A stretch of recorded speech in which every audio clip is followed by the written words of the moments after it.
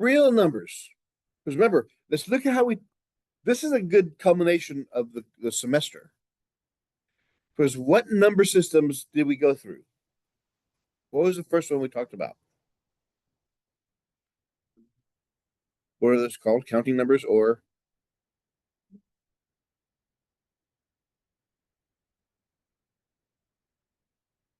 Yeah, which natural numbers, which are also called counting. Then we moved to what? Then we moved on to whole numbers.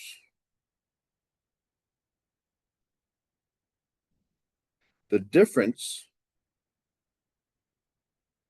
is with whole numbers, we begin with what is 0.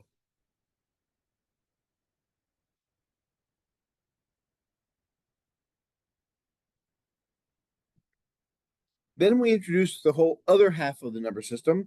We talked about integers. Integers go from negative infinity to 0 and then to positive infinity.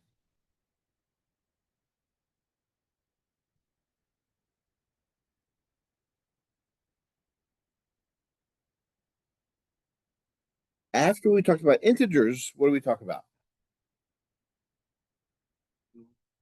Now we started about rationals.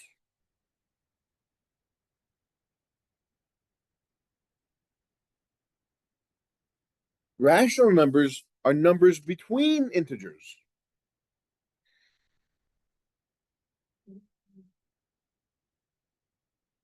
So all these numbers between there, they're fractions. As long as the bottom number is not equal to 0.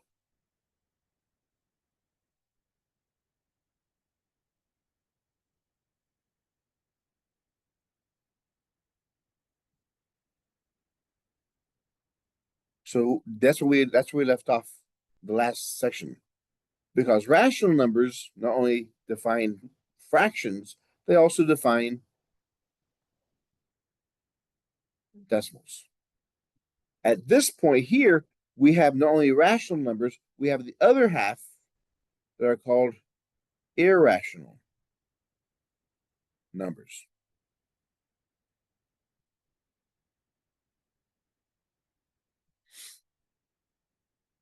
The difference between rational and irrational numbers. Rational numbers are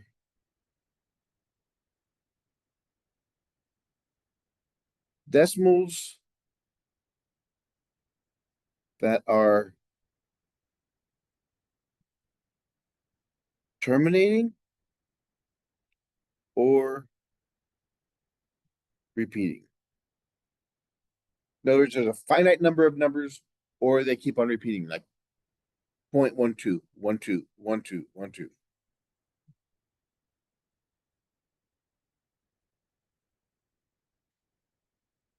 If they don't terminate or repeat, then they're called irrationals. By definition, the definition of irrational are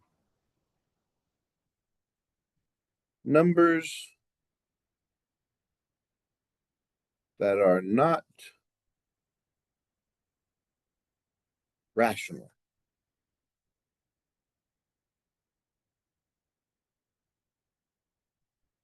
Case in point, 22/7.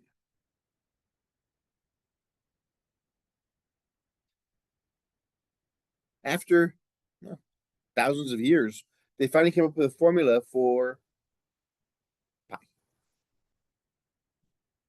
This is the closest approximation we have to a formula for pi. It doesn't repeat itself. They've tried into hundreds of billions and trillions of decimal places and never found a repeating sequence yet. They could not predict the next number at any point. So that's where we are now. Those define, all of these together defined the real number system.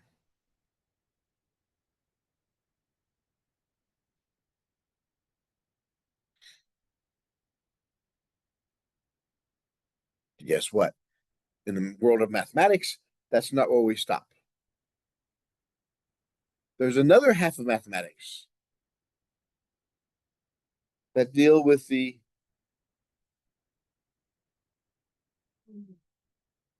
imaginary number system.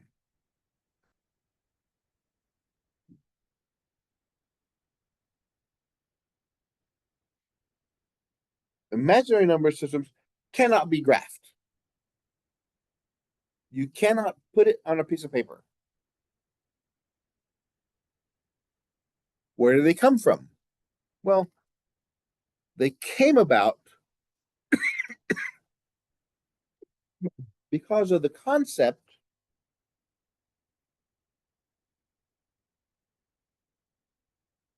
of square roots.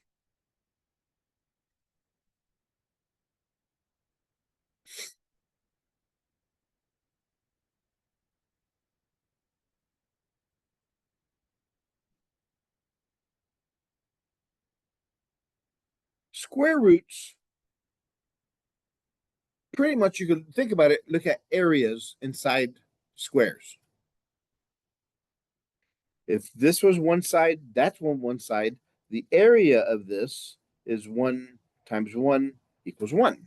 So the area is 1.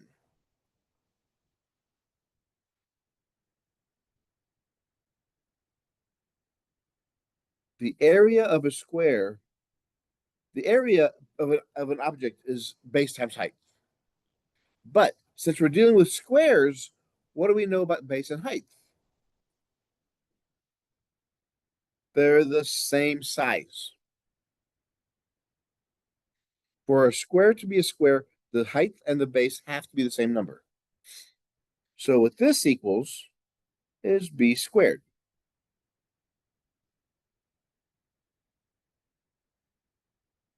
So, and this is the formula for the area of a square. Let's work backwards. How do we solve for b? How do we, but y square root it? We have to get rid of the square. And that's where the concept of square root came from.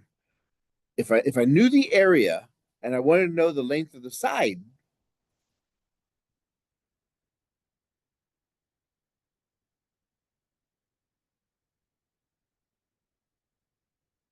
I would have to take the square root of both sides.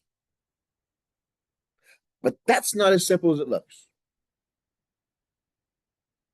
Let's think about it. If I said the area is 1, we're thinking then,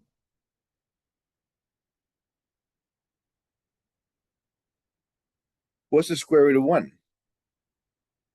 1.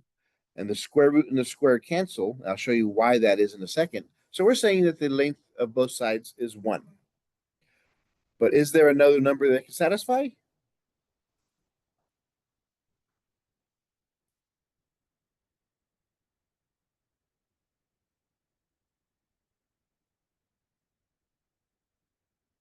How about -1?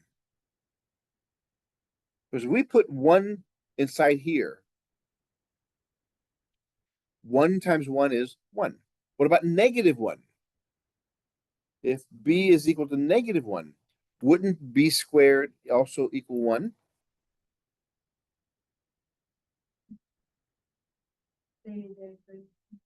Plus or minus 1. Why would it be plus or minus 1? You're about to explain b squared can be pretty much 1 times 1 or -1 times 3. Right. Whenever you take a square root of a negative, when you take a square root of something that's squared,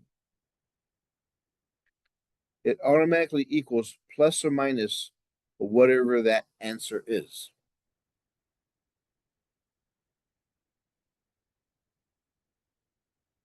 But when we talk about areas, you cannot have a negative area, at least not on the Earth.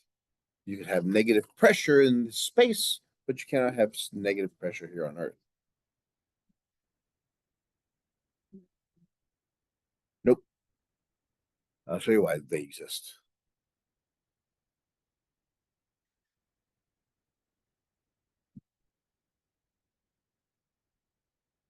because we're looking at perfect squares, negative areas cannot exist. But what about when the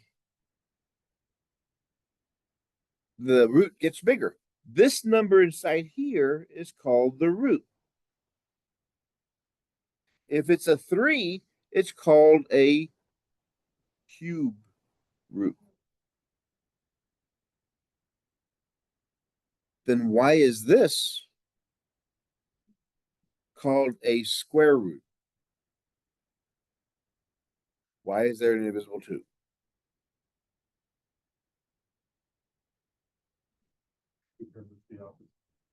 Nope, we just talked about it. It's the area. The roots find us the area of the value. What we're looking for here, what this is looking for, is we're looking for what two numbers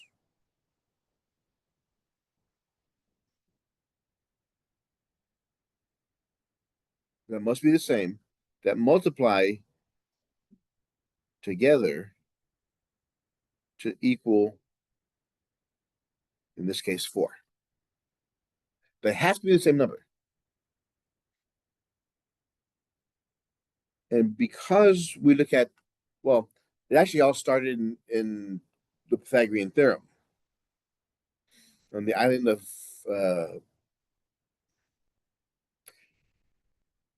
Patmos, in the Greek island of Patmos, where Pythagoras was in exile hiding for everybody. What he did,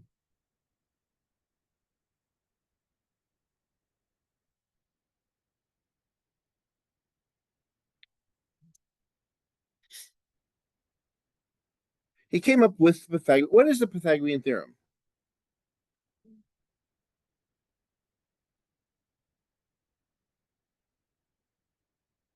A squared plus B squared equals C squared. Where A and B define what are called the legs of the triangle, and C is called the hypotenuse.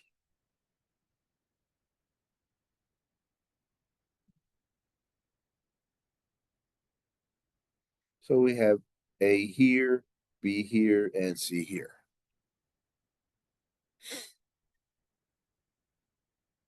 And typically we look at what's called a 3, 4, 5 triangle.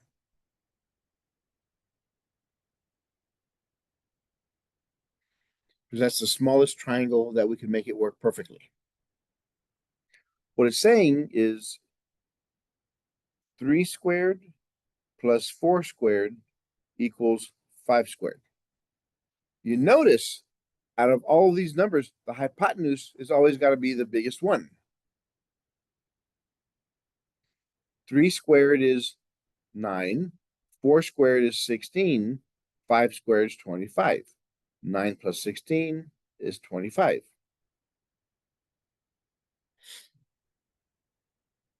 Okay, that still doesn't show us how he got there. Because what does 3 squared look like? What does A squared actually look like?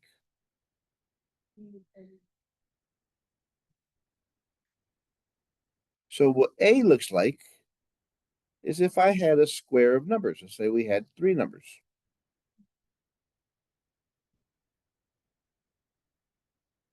That's 3.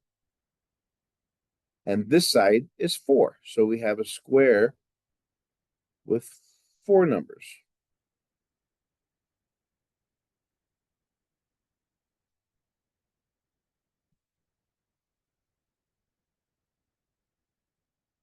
As he built these things, and they actually do it on the sand first. What he came up with was that if you had perfect size cube blocks, then these lengths would all fit. Because he started playing with it, he said, this works, I can make this one work. And he saw that these are perfect squares. So this is 3 times 3, this is 4 times 4, this is 5 times 5. If I add these two together, I get that. Hence the Pythagorean theorem.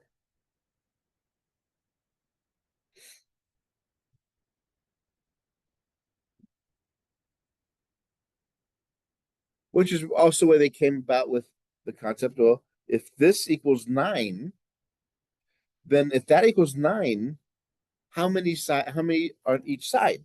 So that's where they came out with this. If this is a perfect square, what is the square root of 9? If there are 9 boxes, what's the length of each side? 9 is made up of 3 times 3. Since there's 2 of a kind, it comes out.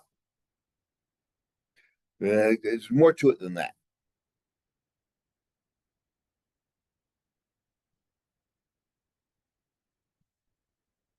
Mathematically, the operation, the conversion of this square root symbol to an exponential row is that. We can get rid of the radical and put a 1/2 power. And vice versa.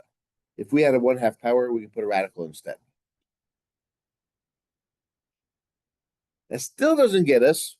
Where does, okay, we have square root of 9. So that's 9 to the power 1/2. How does that get us to 3? Well, what is 9 made up of?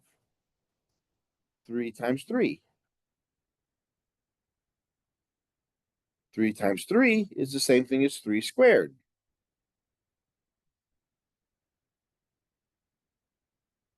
Whenever you have a power to a power, one of the rules of exponents, we multiply. So this is 2 over 1 times 1/2. Those cancel. So we end up with 3 to the first, which is just 3.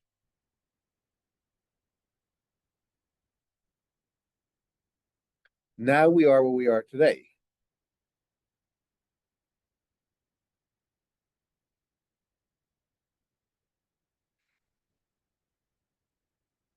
But what about if it has a cubed there?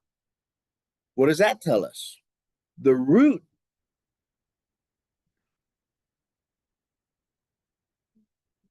tells us the number of times a number must repeat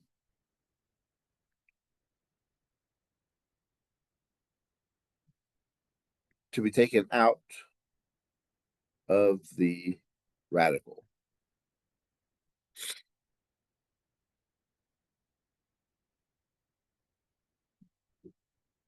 And we just proved that. So 3 times 3, since there's an invisible 2 there, it happens twice.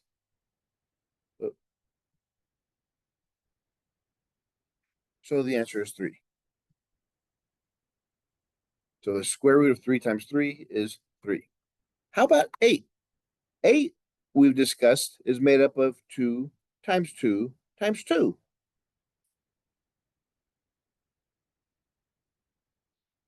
When we talk about prime factorizing. Since it occurs 3 times, I can remove it from the radical, and there's my answer. But what about -8? Does that exist? Well, let's see. What is -8 made up of? -2 times -2 times -2. As long as we have an odd number of negatives, it remains a negative. Since it happens 3 times, the answer becomes -2. So with square roots,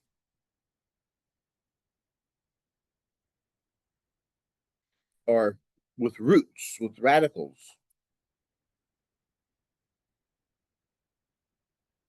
if the root is even,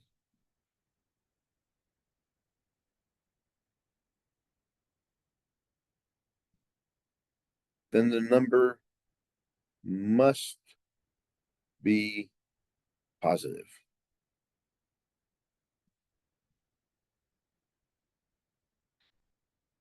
because they have to pair up to be taken out.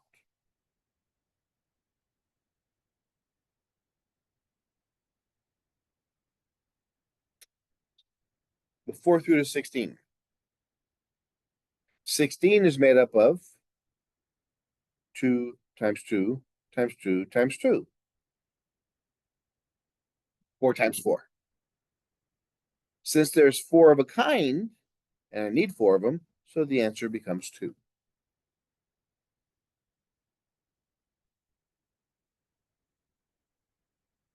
What about if I had a number like this?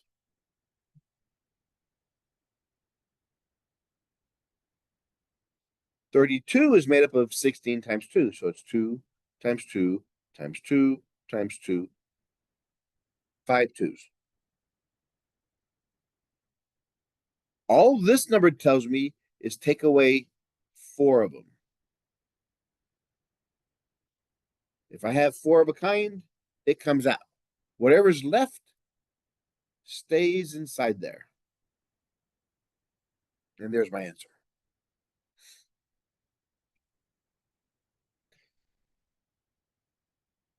If the root is odd,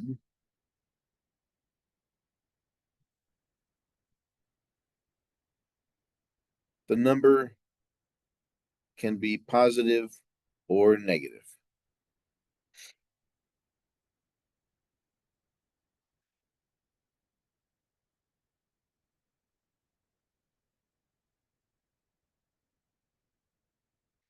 Those are the rules.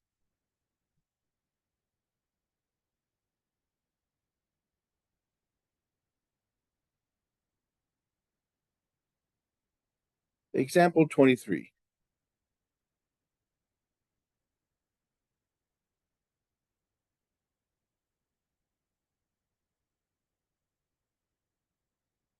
The square root of 144. What's the answer?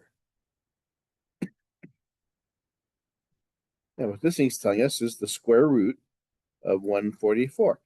144 is made up of 12 times 12. So the answer is 12.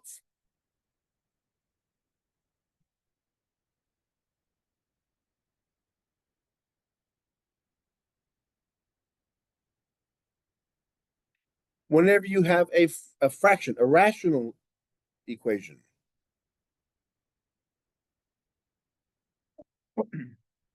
you can do it one of two ways. You can leave these numbers together and work it out if it simplifies, or you can split these up individually and take the answers accordingly.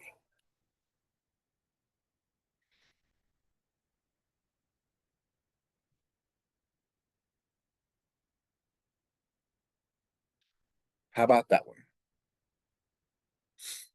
If x squared equals 5, what's the answer?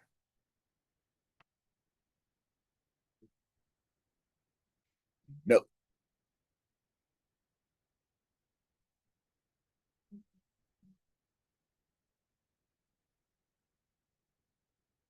That's equal to the root. No. So to get rid of the x squared, what do we do? We have to do it to both sides, right?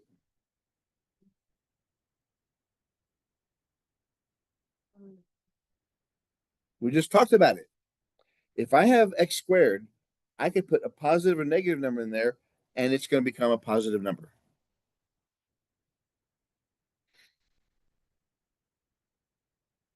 Just because when I square something, what happens to that number?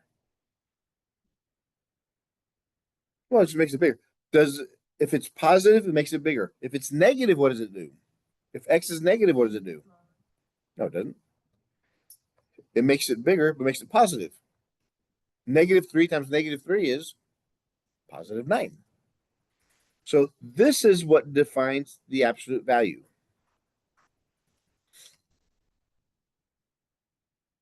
If you think about it, if I gave you, what's the absolute value of -3? Which is the same thing as -3 squared is -3 times -3 is +9, and square root of 9 is 3. Same thing.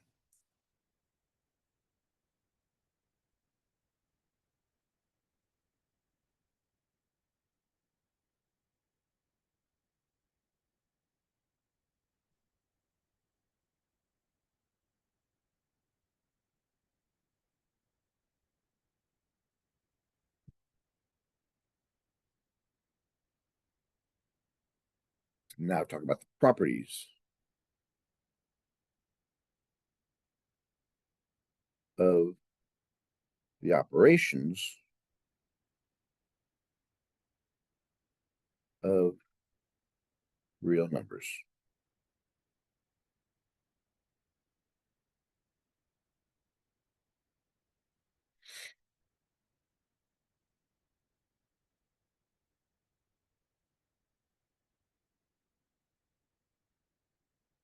First, we have the cumulative property.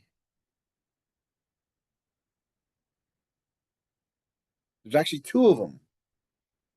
The cumulative property of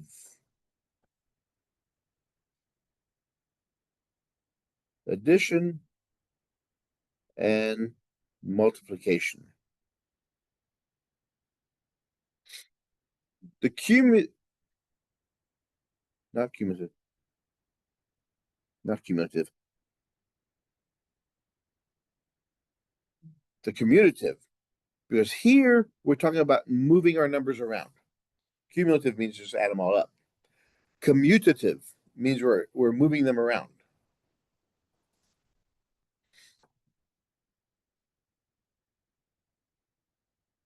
If we add x plus y, that's the same thing as adding y plus x. 3 plus 4 is the same thing as 4 plus 3. They both equal 7. So one of the properties of real numbers is we can move them around. Same thing with the multiplication. X times y is the same thing as y times x.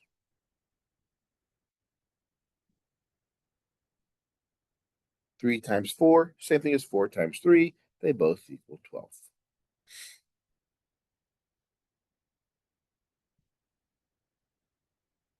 That's the first one. Now we talk about the associative property.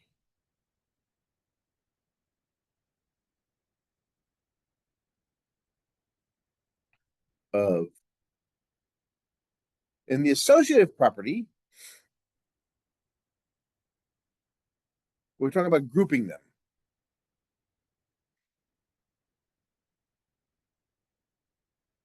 And we have, again, the addition and multiplication rule.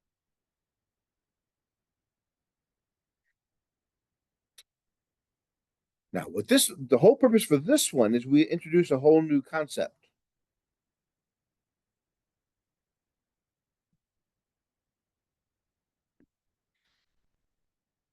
There's nothing in our known universe that can process more than 2 pieces of information at any one time. Even the fastest computers. If I gave you 3 numbers, what are you going to do? If I gave you 3 plus 4 plus 5, what are you going to do first? 3 plus 4. That's natural, of course, the way we read things. Which is where we introduce the concept of parentheses for the order of operations.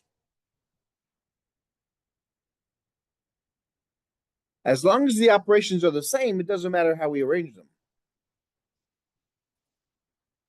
3 plus 4 is 7. 7 plus 5 is 12. 4 plus 5 is 9. 3 plus 9 is 12. What this is telling us is if you have a series of numbers, you don't have to go left to right.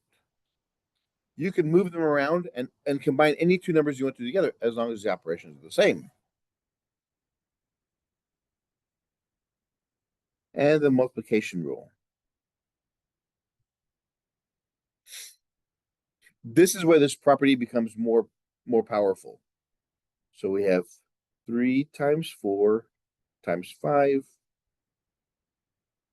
4 times 5. Order of operations tell us to do what first? parentheses. So 3 times 4 is 12. 12 times 5.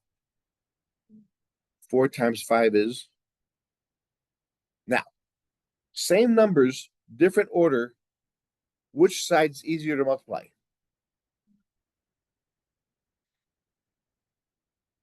Three times 2, yeah, the right side. 3 times 2 is 6. Put a 0 at the end. In this one, you have more moving parts. The more moving parts you have, the more chance of mistakes. 5 times 2 is 10. Carry the 1. 5 times 1 is 5. Plus 1 is 6. The more things you move, the more chance of mistakes.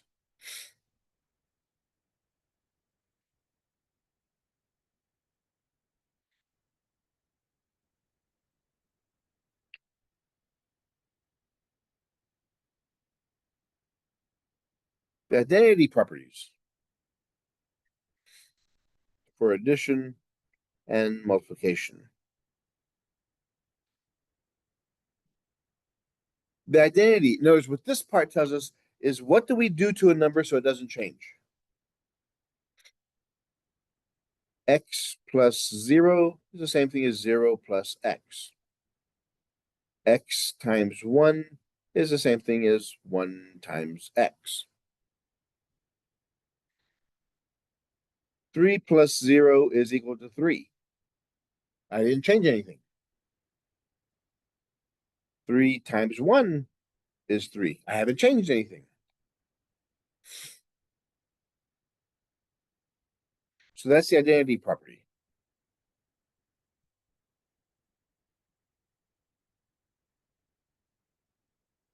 I gotta pick up the pace because we're getting close. The inverse properties.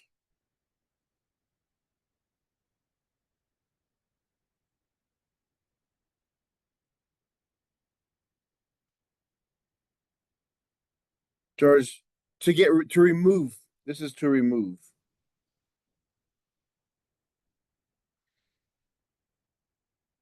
X plus what? What do we add to x to get rid of it? To make it equal 0? Negative x. So 3 plus negative 3 is 0.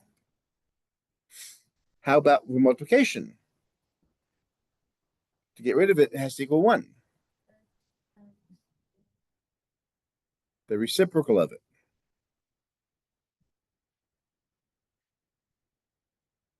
3 times 1/3 is equal to 1. 2/3 times the reciprocal, the flip of it, equals 1.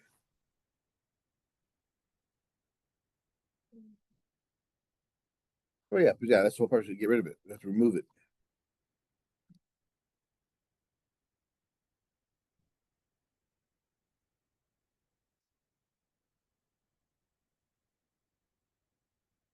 And the distributive property, which we talked about it a couple of times before. This one combines the multiplication and addition. What we do here is we get rid of the parenthesis.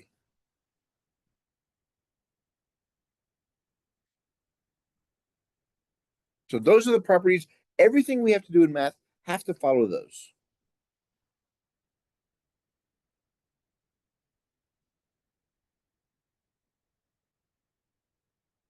Ordering real numbers.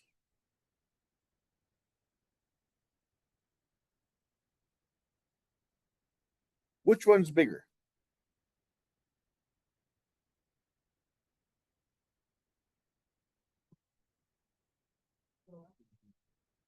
What we have to do first is we have to convert these to decimals. So the first one is going to be 1.4142.135. And the other one is 1.44444. Once we get them in decimals, then we can see which one's bigger.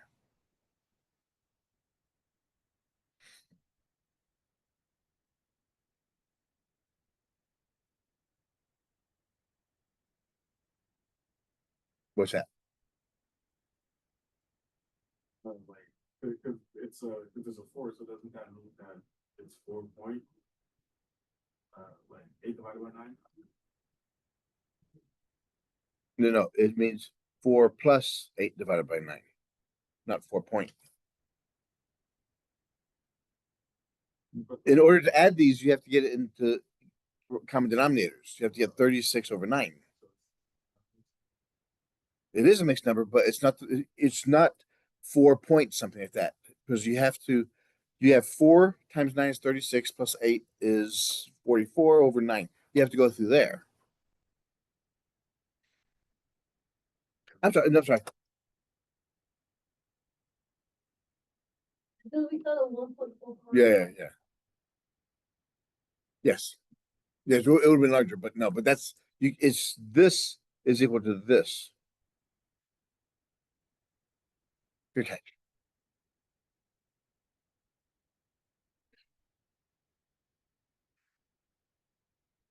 So whenever we have to convert from radicals to rational exponents,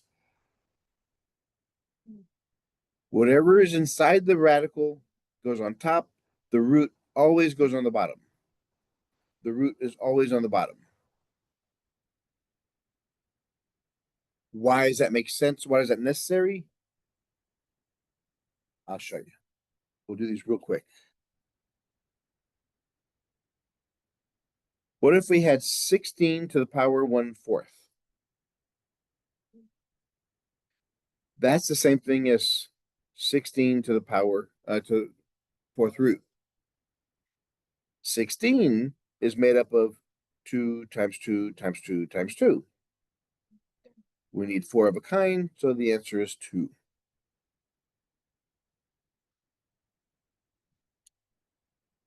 (16 5/4). This is to be written as 16 1/4 to the power 5. I can split up this exponent as 2 parts. We know 16 to the 1/4 power, we just did that, is 2. So now we have 2 to the 5th power. So it's 2, 4, 8, 16, 32. You can do this both ways. Or we could do 16 to the power 5 and all that to the 1/4 power. But that would be, it's a lot easier to make them smaller first.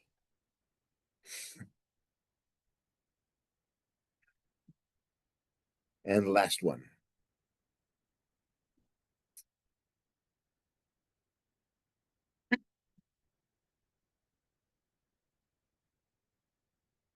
One-third power is the same thing as cube root. -8 is made up of -2, -2, -2. Because remember, if the root or the denominator is odd, we can have a negative number.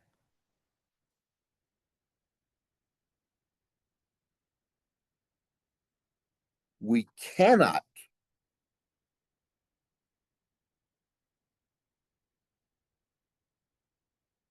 do this. Because this would give us 4th root of -16 and not a real number.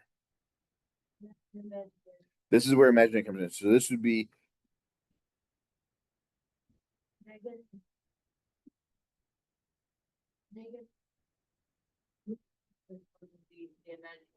right, because if you have a negative inside an even root, it becomes an I. Then we have the 4th root of 16, which is 2. So the answer is 2i. Didn't get as far as I wanted to. We just finished chapter 7. We have chapter 8 to do next time.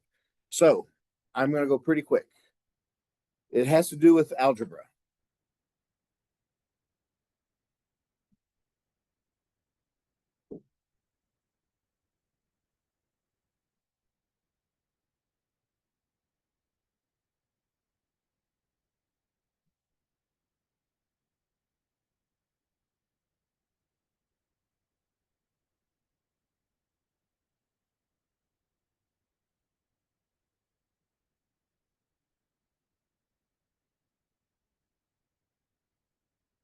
Wednesday. And I'll give you all the paperwork you need for the final.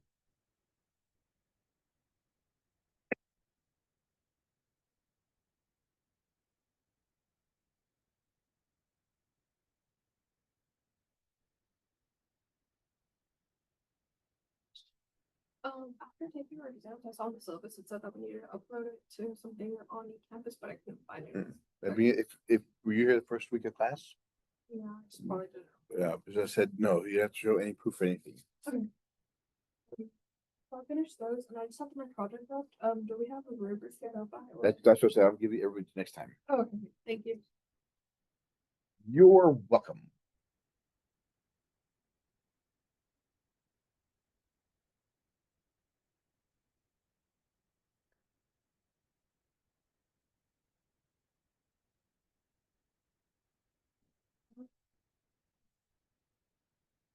I will give that next time. Oh, okay.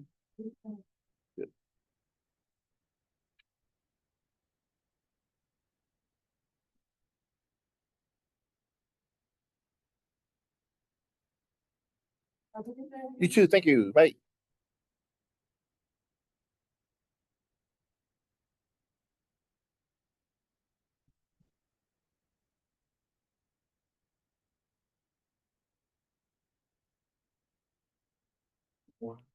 Good morning. Even better morning because we'll finish our class today. Unfortunately, that class that just got out, they have to come back on Wednesday, which really sucks. We can still come in on like Wednesday and stuff, like